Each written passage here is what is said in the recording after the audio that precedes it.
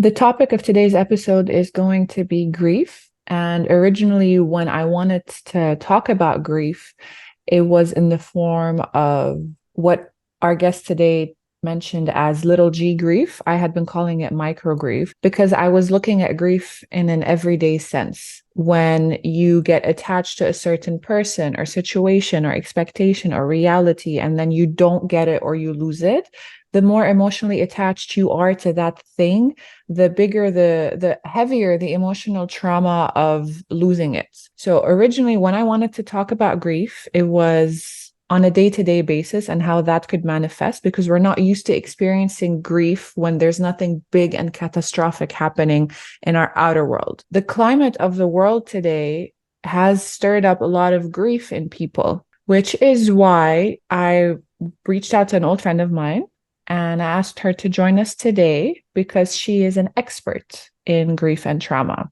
So Jennifer, welcome to Can You Relate? Would you like to tell us a little bit about yourself? Sure. Hi, Christine. It's so nice to be here. I'm honored to be a guest speaker on your podcast. I'm also a big fan. I've listened to every episode and I'm very proud of you. I'm Jen Semaan. I'm a licensed psychotherapist. I'm based in the state of Virginia. My office is located in Fairfax, and I also offer telehealth therapy for people all over the state. I'm a trauma therapist, and as a trauma therapist, there's a lot of grief involved. So working with all types of grief, in the trauma world, we have a thing called little t trauma and big T trauma. What that means is basically, the big T trauma is what we think of as a big one-time event. Somebody going through the death of a loved one would be considered a big T trauma. It's this one super psychologically impactful event. And then little T trauma is more of the, children who have grown up in neglectful households, this compilation of quote unquote smaller events that eventually lead to the same place emotionally and psychologically and mentally. And so taking that concept and applying it to grief, you and I spoke offline and we started conceptualizing it within, the concept of big G grief and little g grief. You introduced it beautifully when you said what's going on in the world today, I think constitutes as big G grief, internationally, locally, all of these huge events are happening and are unfolding in front of our eyes. And it's definitely extremely challenging to deal with and to cope with. And we'll get into why. And then little G grief, kind of what you said, along the lines of losing a job, losing a relationship. They're still very impactful events. They still fall under the category of grief. We're just not trained to think of them in that way, which is why you and I decided to have this conversation to help people listening normalize and validate their emotions a little bit. Because we've had multiple, so for context, we've had multiple conversations offline. We actually even recorded this episode once already, full length episode. It just didn't save, and I think we both needed that episode to it served a therapeutic purpose for both of us. The intention behind this is not to list everything that's going wrong in the world. The intention of this is to talk about what is being stirred up inside of us when things are happening in the outer world and when things are happening in the inner world, because we forget that, because we just assume that for something to affect us emotionally, there needs to be an emotion, that there needs to be something tangible, something concrete, almost as if I'm not bleeding, then I don't have a right to complain, or I don't have a right to be hurt. If there's no physical scar or no physical wound, then it's not real. Just reiterating that it's not about what is going on in the outer world, but more about how we're feeling about what is going on. You talked about grief. Well, I was going to say that we all know that there are different stages to grief, but no, we don't all know, because I realize with emotions, not just with grief, we haven't been taught what emotions are. We haven't been taught how to feel them, how to regulate them, how to manage them, how to cope with them. They could all be meaning the same thing. I'm just using different words, but we just haven't been taught to even name them, naming the emotions. Naming it is taming it. If you make it real, then it's something in front of you. It's something that you can work with. It's something that you can maneuver the ins and outs of. Grief. There are 5 different stages of grief, right? Yeah, yeah. Well, before I get into the stages, and I think you're referencing the Kubler-Ross model, which is one model of conceptualizing grief that I personally use in my practice. As just a blanket statement, grief is an emotion, right? At its core, it's a human emotion. When we say sadness, when we say happiness, when we say fear, grief is one of those, right? And that's exactly why I think there's confusion around grief. It's because we're not taught it as an emotion. We talk about grief as an experience, almost as if somebody has the right or doesn't have the right to grieve, depending on what it is that they're going through. I don't know if that made sense. I'll try to think of an example, but in general, grief is an emotion. Not an experience. Not an experience. Yes, it's not objective is what I'm trying to say. It's subjective. So we can go through the same exact experience, you and I, but I leave with grief and you leave with sadness, right? And it's not as profound. It's impactful, but it's not as profound and as lengthy as grief. I'm trying to beautifully said, because what I know what I know is you have the 5 stages, and I know that they're not linear. You don't go from 1, 2, 3, 4, 5. It's not like sequenced like that. You go back, you could be not stuck, you could be moving back and forth between 2 or 3, one of which, one of the phases, excuse me, could last an entire lifetime. Yeah. The phases, they could take weeks, they could take months, they could take years. It looks different. Grief manifests differently in different people's lives, and it definitely is subjective, but just the way that you made that distinction, that grief is not an emotion, it's an experience. Other way around. It is an emotion, right? That's exactly it. Yeah. We're so used to thinking of it as an experience. We're so inclined to believe that it's some objective measure. Just like trauma is, how often do we hear people's traumas being downplayed? I want to give an example. I heard this on one of the therapy podcasts, and I apologize for not being able to give credit because I'm not sure exactly who it was. But the example was clowns, right? A person, let's say, who's terrified of clowns, who's traumatized by clowns, versus somebody, let's say, Christine, you're not afraid of clowns, okay? And you and that other person get trapped in an elevator with a clown for an hour. You're likely to, I don't know if this is an accurate example, but you're likely to come out unscathed, feeling fine emotionally, of course. The clown is not an evil clown. You're likely to come out unscathed, nothing affected you. You're fine. You're like, oh my gosh, I just got trapped in an elevator with a clown. But the other person, poor traumatized other person, deathly terrified of clowns, that trauma is probably going to be a lot more compounded. They're going to require a lot more therapy as a result. They may need to adjust their medications as a result, so on and so forth. But as listeners, I'm willing to bet you somebody is like, that's not trauma. Like being trapped in an elevator is not trauma. And that's where we go wrong. That's where we go wrong, because we think that trauma or grief is an objective experience when in fact it's a subjective one. And I think this is how we fall into the trap, because it's subjective. This is how we as people fall into the trap of invalidating other people's emotions. Wait, I'm still getting it confused just because it's so ingrained in my mind. Yeah. It's an experience. It's a response to an experience. It's an emotional response to an experience, right?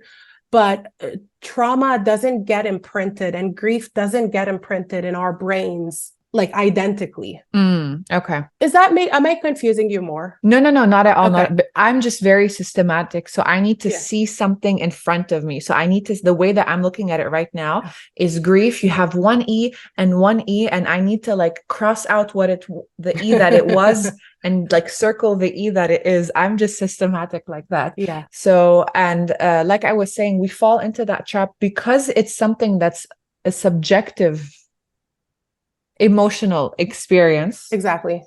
We fall into the trap of invalidating others and also being on the receiving end of that invalidation. Exactly. Because like with the clown thing, I'm not scared of clowns. If anything, I would walk out of the elevator, maybe getting some tips on how to apply face makeup. But for someone else, that could have been something that's going to haunt them for the rest of their lives. But it's not my place to tell them, like, it's just a clown. Like, what are you scared of? And Right. it's not. And if the roles were reversed, I would not want someone to come and tell me, because they don't know my experience.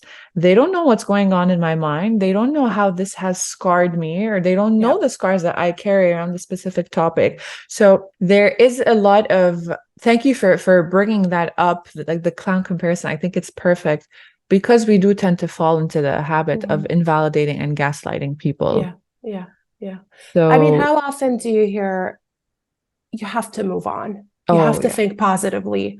You can't be stuck in your past. You can't, you broke up 3 years ago. Why are you still hung up over that person? You know, because the person giving that advice probably got over their ex within 2 months. And they expect that grief looks like that. It takes 2 months. And we put these arbitrary measures when in fact, grief, you know, kind of what we're saying is absolutely subjective. And I can get into the stages if you want, because I think this is a good segue. Yeah, perfect segue. Yeah. So the Kubler-Ross model of grief divides grief into 5 distinct stages. But as you said earlier, Christine, they're non-linear, which means we can cycle through them for some people, sometimes throughout our lives, right? And we can get into the clinical diagnostics in a little bit. There's such a thing called complicated grief when it's a bit more long-term.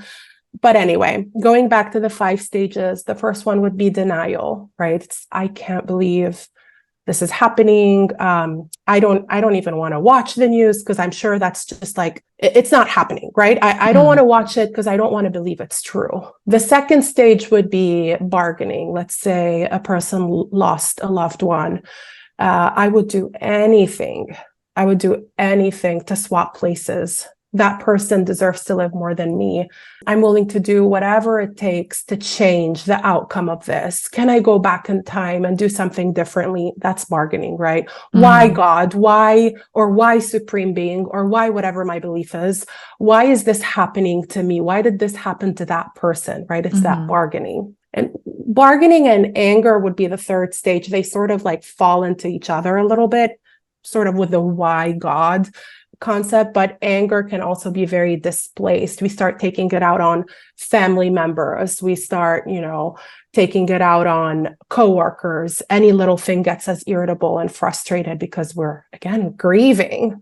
So that's the third stage, anger. The fourth stage would be depression. Some people conceptualize it as clinical depression, right? And other people conceptualize it as this very profound sadness that is a direct result from the grief event. Okay. So let's say the death of a loved one in this experience. Depression could be clinical because it's more prolonged and it turns into major depression and so on and so forth. Or it can be a direct result of what happened right then and there. A person feeling hopeless, feeling like they can't get out of bed, they can't get their basic hygiene needs met, so on and so forth. And the last stage of that Kubler-Ross model is acceptance. That's self-explanatory. It's when you've finally made peace with the idea of what happened, losing that loved one, accepting it, finding ways to move on in your day-to-day life, finding that energy to go back to work. But again, this is nonlinear. We can be in the acceptance stage and something triggers us. Usually anniversaries set us back. 1 year later, the anniversary of that death sets us back. We're probably in the depression phase again, or in the denial phase again.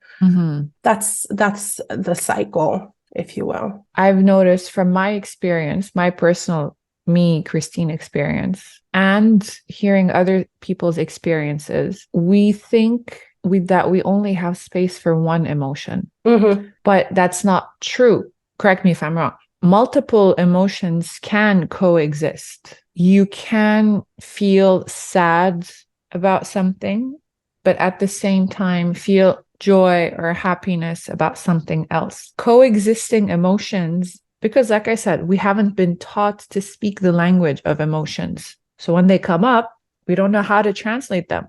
We don't know what to make of the experience that we're having. So because a lot of people, you're in a situation, you're sad about something, you're grieving something, it doesn't matter what phase you're in. But because, for example, like with acceptance, people think that if you accept the death of a loved one, for example, and then you start to move on with your life, it's kind of as if you're betraying them or betraying the memory of them. Yeah. So it's kind of like, I need to stay sad. I need to stay angry. I need to stay depressed, because otherwise it's as if I'm betraying them. I'm forgetting them. I'm moving on. Emotions can coexist. And this is something that triggers a lot of, I don't know if trigger is a trigger word. This is something that stirs up something called survivor's guilt in a lot of people. I agree. And I think we can give a more real-time example, with the current world being essentially up in flames. Like everything is just a mess right now. You can look probably at the majority of countries right now and feel just grief, collective grief, collective worldly grief, right? And I'm pretty sure you've experienced this. I could be projecting because I've definitely experienced this. So correct me if I'm wrong, but how often do you want to maybe post something about a cause that you care about? Okay, I'm going to post it. And then you do, and you're off of your phone for an hour and you're eating, or you found yourself laughing at a joke, or you suddenly decided to go shopping with a friend, right? I've experienced this where I feel this sudden rush of survivor's guilt. Like, I'm shopping? Am I really worried about shopping right now? Like that in and of itself is the definition of survivor's guilt. But does it mean I care any less about the cause I just posted about? No. Does it mean I'm any less impacted, any less sad about that cause? Also, no.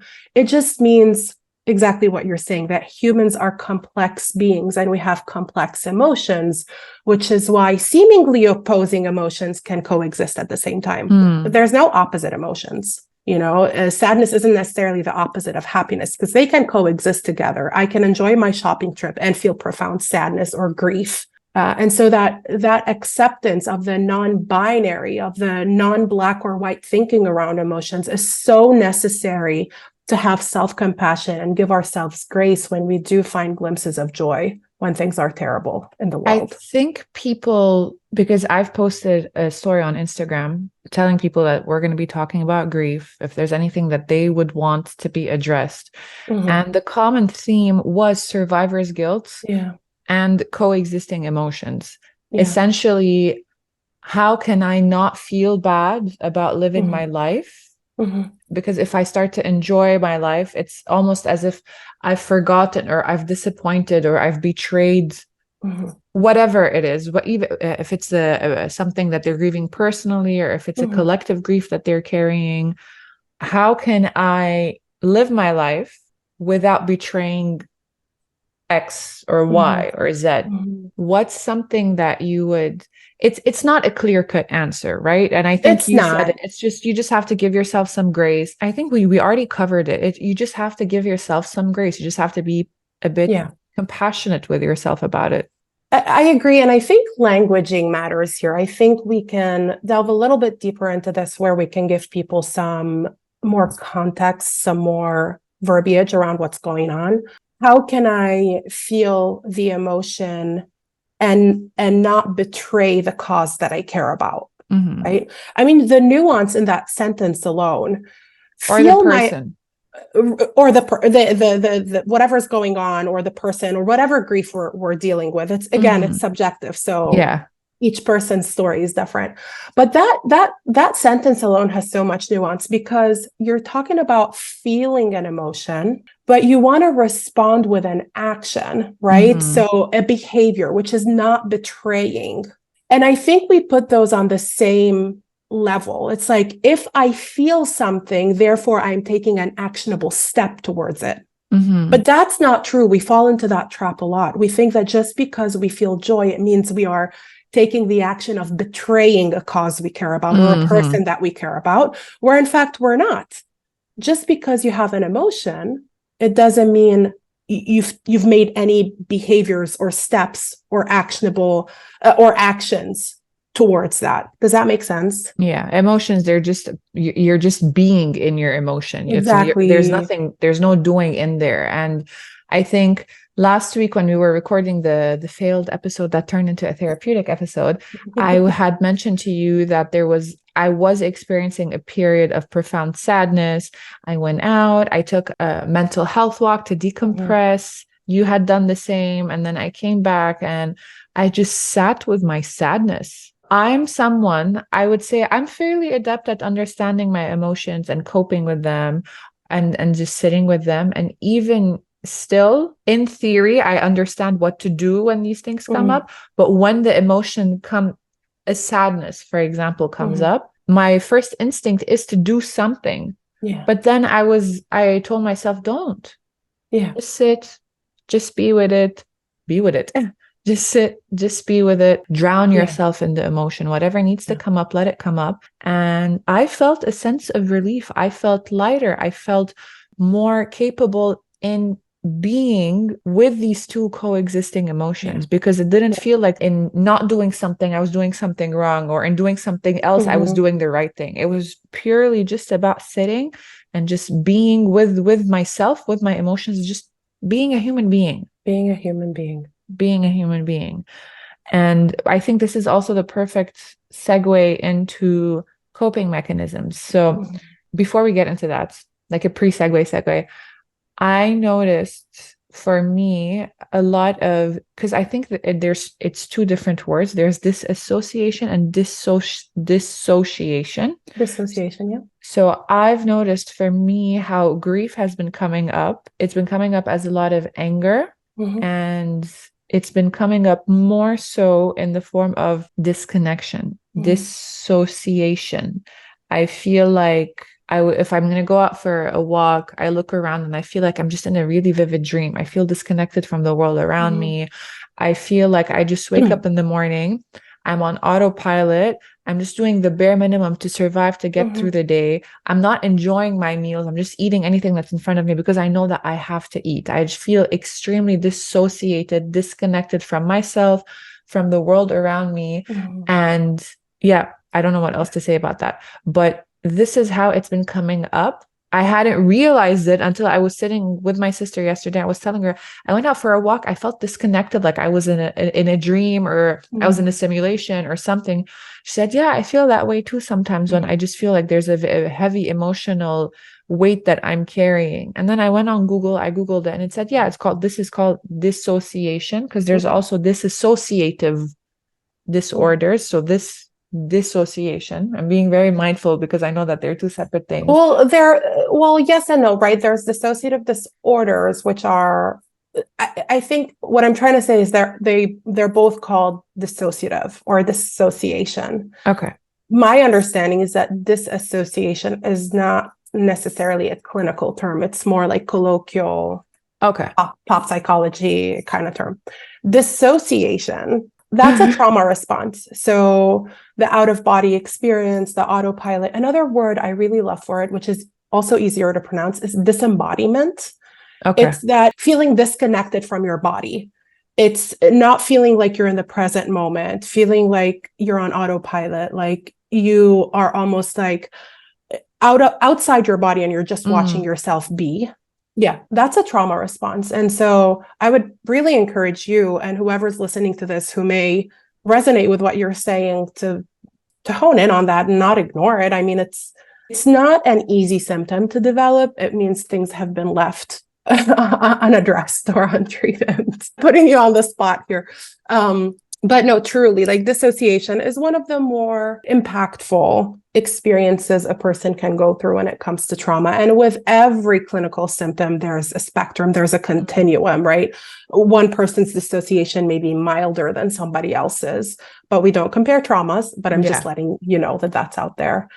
That is something that we do all fall victim to. It's like, oh, my trauma, it's as if like it's a competition. My trauma is more intense than yours. So in this process, I'm invalidating yours because my identity is my trauma. So yeah, trauma, it's not a competition. You have, what did you call it last time? Trauma Olympics. Trauma Olympics. Yeah, we don't do trauma Olympics. As therapists, that's the premise of our field. Somebody comes in and is telling you they're afraid of clowns. Okay, let's make space to talk about this. This is a safe space to address this. I'm not imposing my judgments about what trauma should be or should look like, you know. Instead, I'm just allowing it to exist in that space and addressing it in that way. So disembodiment or dissociation is a direct symptom it's a clinical symptom that shouldn't be left ignored. Okay, so I'm not going crazy. Mom and Dad, if you're listening, I told you I'm not going crazy. You're not going crazy. I'm also not diagnosing you. So please go make sure you're getting the right help. No, I'm going to tell them, Jen told me this. Yes. You want me to lose my license over this. I'm not diagnosing you, but I am saying let's just normalize this too. If you or whoever's listening or watching is experiencing this, how could you not? How could you not experience it? I mean, what is right in the world? Nothing's going right, or it's, at least it feels harder to access the things that are going right in the world. Let alone, because how we started this episode saying that we're used to grief being something that there needs to be one big event for you to actually experience grief. We don't give ourselves the opportunity to grieve a relationship, to grieve loss of a job or relocation or complete situational shift. So you already have little moments in your not little, you have moments in your day-to-day life where grief does come up, but you don't even know that you're experiencing that. So you have that every day, which what we've called in mirroring the little T trauma and the big T trauma, you have the little G grief, and then you pile on top of that the big G grief. And it's heavy. It's really, really heavy. I feel like the weight of trauma and grief is also physically felt. It's not just an emotional experience, but I don't know if you've heard of the book, The Body Keeps the Score by Dr. Van der Kolk. It's all about, which is where the concept of disembodiment also comes from. It's that the body holds trauma. And so you feel an actual heaviness. Like one thing I hear my mom saying a lot is I feel a heaviness on my chest, right? It's that anxious feeling. It's sitting in her body, and it's probably unprocessed trauma from, past big G grief and big T trauma. And I think a big thing, Christine, to recognize is that humans don't exist in a vacuum. We're not blank slates waiting for a trauma to happen and then we're impacted. Our life is a series of big, small, G, T, whatever letter you want to put. It's a series of challenging experiences and emotions that are compiled and amalgamated until you're suddenly hit with this whoosh of horrible events happening in the world that you have access to on your phone 24/7. And you're adding on to whatever you're originally dealing with anyway. You probably have a divorce that you're going through, family issues, the death of a loved one. And you're also expected to, or not expected, just as humans, we're drawn to also hold the grief that's going on in the world, the grief that my friend is going through. This is especially true for people in helping professions, right? Other therapists are feeling very, very heavy right now. And again, how could they not? It's normal, but it's unpleasant. As we wrap up, I think let's maybe talk about some of the coping mechanisms, because for me, when something feels heavy, I would usually exercise, I would meditate, I would journal. I can't get myself to do all of these things. I'm meditating. I used to meditate, for example, twice a day. Now I can barely get through once a day. I used to exercise and practice yoga every day. Now I'm lucky if I go on a walk once or twice a week. Mhm. So, like you said, sometimes the most basic things like getting up and showering feel very heavy. So, Mhm. what would you recommend in regards to just coping with all of this? Mhm. What not what to do, what not to do, but what's more of like a guidance that Yeah, you could yeah. offer? Well, along the lines of grace and compassion that we touched on earlier, I would say radical acceptance. It's this full, unequivocal acceptance to what's happening in the world not being on me. It's way, way, way beyond what we're capable of doing and tolerating as soul human beings.